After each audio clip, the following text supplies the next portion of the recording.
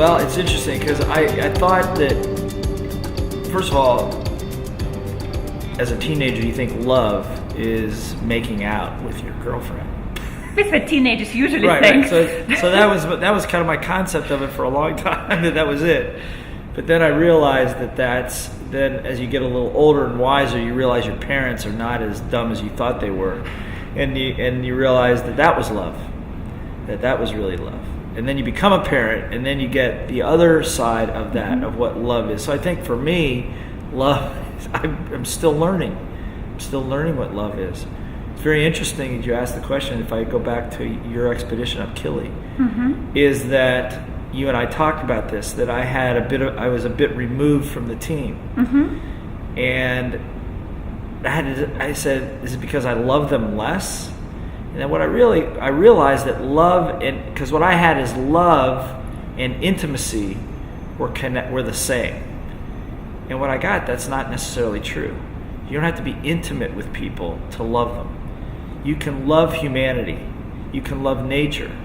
And you can be intimate, not intimate, but still not lose your love for it. So for me, as I'm growing up, no, seriously, as I'm growing up, I just wonder who you're going to be when you grow up. Well, I don't know. But what I'm saying is I'm learning what that is. I'm still learning what it is. I'm learning what it is with my wife. I'm learning what it is with my kids. I'm learning what it is in a room. I'm learning what it is in my relationship to everybody. And I feel very emotional even saying it right now, because it is, to me, for me, my core value, one of the most important things that's what holds human beings together.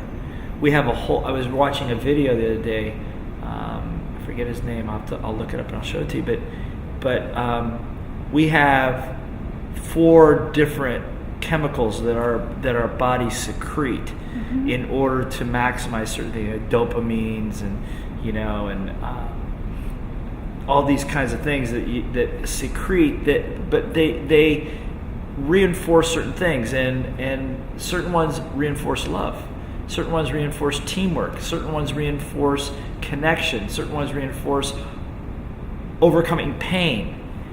And we've adapted these over the years and to survive as a species, because in the 50,000, 100,000 years that we've been around, we are not the strongest, we are not the most adaptable. We perish very easily, but nonetheless we survive, because we've learned how to adapt to our environments. And so I think love is really critical. So for me, I wish I could give you a definition of love, but a love is a respect, it's an honor, it's a connection, it's a willingness to take a bullet for your family if you had to, for the people you love, or for humanity. So I'm learning what it is, but what I know, it's a deep connection. It's bigger than a mountain. It's greater than a pile of gold. And 20 years ago, if you'd asked me for the gold or the love, I'd gone for the gold for sure, because you can buy, you can buy what you need. You can buy all that stuff, which is not necessarily true. And I don't know if this is just because of who I am, because I'm getting older.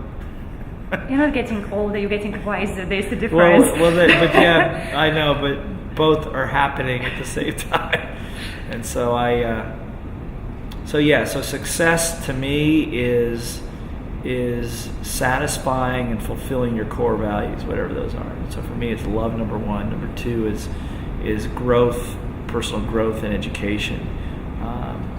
And love, and family, health, as you know, is very, very big for me, because it gives me the energy to do all the other things.